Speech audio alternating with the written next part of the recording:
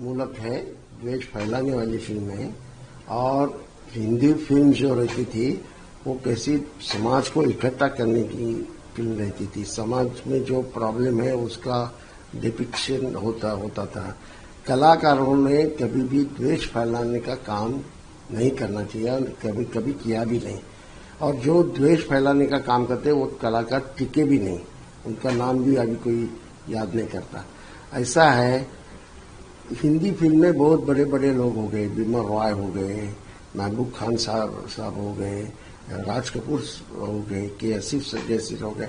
उन्होंने कैसी फिल्म निकाली जो फिल्म के जरिए समाज में होने वाले अन्याय है उसका भी दिखाया उन्होंने, और एक तरह से ये देश में सारे समाज कैसे इकट्ठा है ये दिखाया। अभी ये इस तरह से एक समाज के खिलाफ कुछ दिखाने वाले होंगे तो मेरे ख्याल से गलत है। और सेंसर बोर्ड ऐसी फिल्मों को पास कैसी करती है? सेंसर बोर्ड ने उसको पास ही नहीं करना चाहिए। तो केरला हाईकोर्ट ने इशू किया है नोटिस, जो प्रोड्यूसर हैं केरला स्टोरी 2 के, उनको नोटिस इशू किया है। वो विपुल शाह करके है ना, वो अमित शाह का ही कोई होगा। अभी उनका धंधा ही ये हो गया है, समाज में द्वेष फैलाना। ये बिल्कुल गलत बात है, उनको इजाजत बिल्कुल नहीं देनी चाहिए। सर, कांग्रेस ने कुछ एआई के माध्यम से 9 वीडियो बनाए थे सोशल मीडिया पर, डिजिटल प्लेटफॉर्म पर, प्रधानमंत्री नरेंद्र मोदी के किस तरह से क्या क्या चीजें, तो उसको लेके हटाने की बात हो रही है, उसको हटाया जा रहा है सोशल मीडिया से। ऐसा है कि प्रधानमंत्री के ऊपर किसने टीका टिप्पणी करनी ही नहीं चाहिए, ऐसा लोगों को लगता है। ये तो गलत है। प्रधानमंत्री ने कुछ गलत डिसीजंस लिए होंगे, गलत बातें की होगी, तो उसमें नुक्ताचीनी होगी। उसके ऊपर टीका टिप्पणी करना ये कोई गलत बात नहीं है, ये तो होने वाला है। लेकिन अभी की सरकार ही फैसिस्ट है, वो एक तरह का एक फैसिज्म बढ़ाने का काम कर रही है और ये देश के लिए हानिकारक है। देश इससे विकसित नहीं होगा, देश पीछे जाएगा। तो जबलपुर में पथराव हुआ है 2 गुटों के बीच में, कुछ जो मंदिर है उसकी ग्रिल की तरफ कुछ इस तरह से, और इसमें 15 लोगों को पुलिस ने अरेस्ट भी किया है। क्या इसका मतलब है महाराष्ट्र में जो लोग बीजेपी को मत नहीं देते उनके नाम कटवाने के लिए ये एसआईआर कर रहे हैं क्या? ऐसा है, एसआईआर के ऊपर लोगों का भरोसा ही नहीं।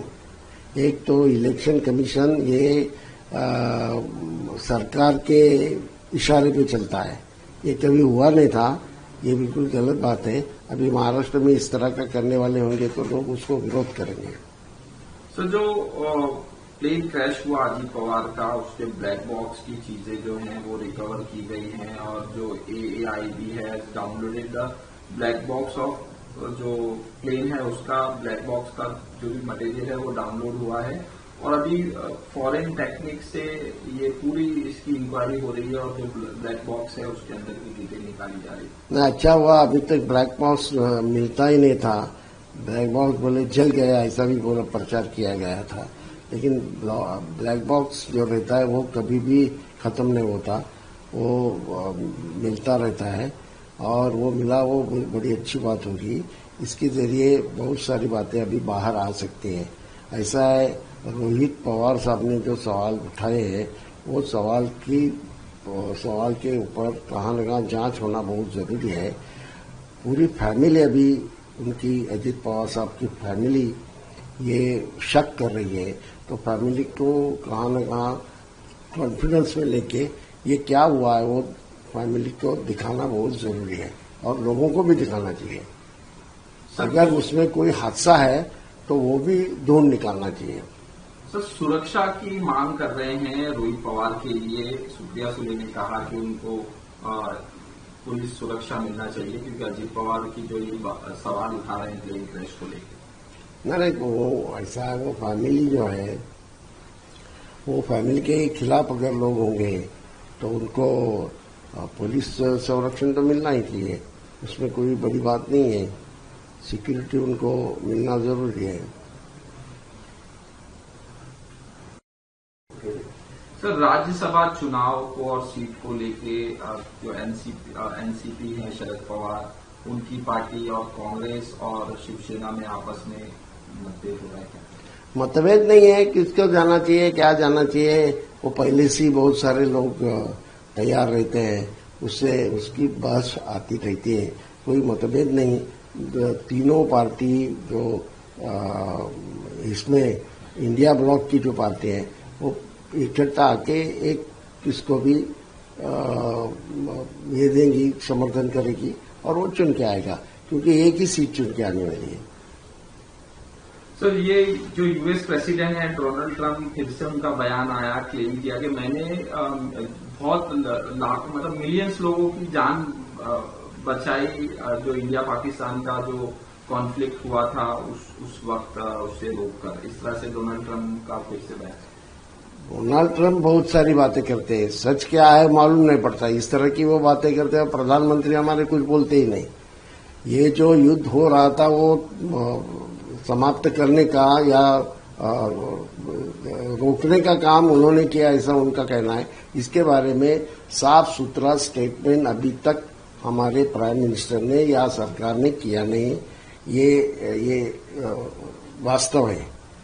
और मेरा तो कहना ऐसा है कि एक तरफ ये यहाँ चला हुआ युद्ध आपने रोका, ट्रंप ने रोका, अच्छी बात है, लेकिन अभी वो ईरान के ऊपर क्यों इतना ये कर रहे हैं, ईरान को खत्म करने की बातें क्यों कर रहे हैं?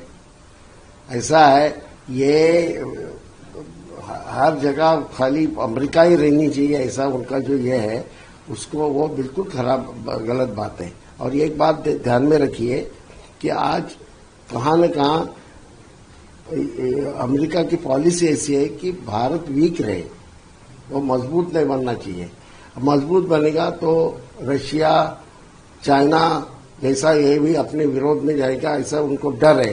ये समझ के कहाँ न कहाँ यहाँ की सरकार ने अपने को कैसे मजबूत बनाना, आजू बाजू के देश भी अपने साथ में, कैसा भी बांग्लादेश का इलेक्शन हो गया और चला है, बांग्लादेश भी साथ में रहेगा।